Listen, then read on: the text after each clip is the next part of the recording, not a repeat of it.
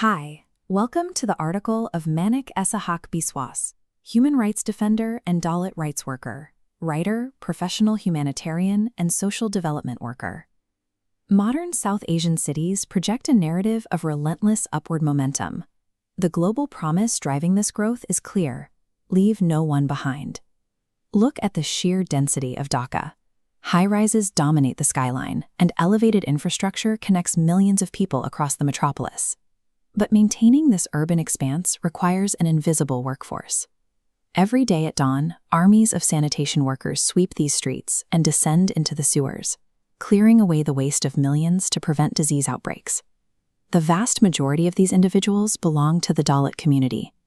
They act as the absolute backbone of public health, completely unseen by the society they protect.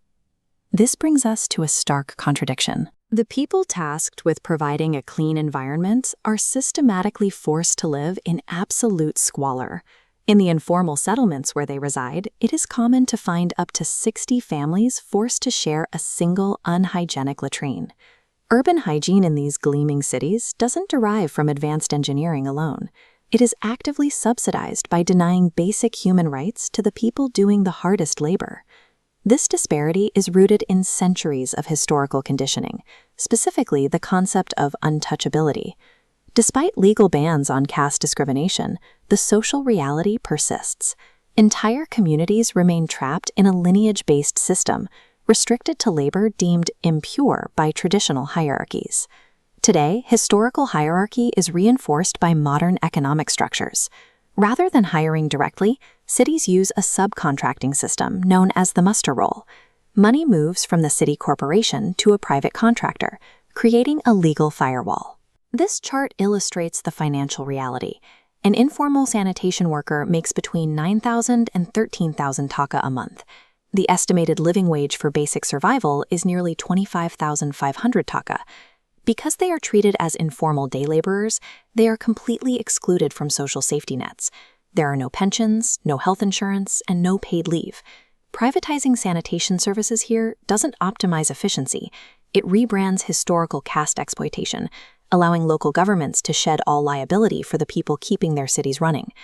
That lack of liability translates directly into severe physical danger. Workers routinely enter septic tanks and sewers without adequate protective equipment, directly facing noxious gases and lethal pathogens.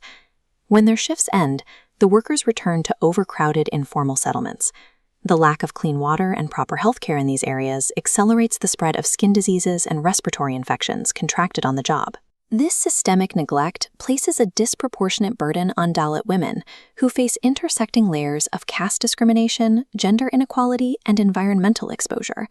Without secure land tenure or functioning infrastructure, these women often spend up to a third of their extremely limited monthly income to buy safe drinking water from private desalination plants. Because these Dalit colonies are frequently situated on the peripheries of towns in low-lying areas, seasonal floods and cyclones routinely wash away what little infrastructure they manage to build. This combination of hazardous manual labor, heavy climate exposure, and targeted discrimination creates a rigid, multi-generational poverty trap. When evaluated against the United Nations Sustainable Development Goals, the promise to leave no one behind falls apart in the face of these localized realities. You cannot claim national progress on clean water and sanitation while the people who literally provide that sanitation are forced to live without it. Human rights defenders argue that the national agenda has to shift. General urban development means very little without targeted structural justice for the Dalit community. The immediate mechanical solution requires a total transition away from manual scavenging, replacing human entry with fully mechanized pumping equipment and formal employment contracts.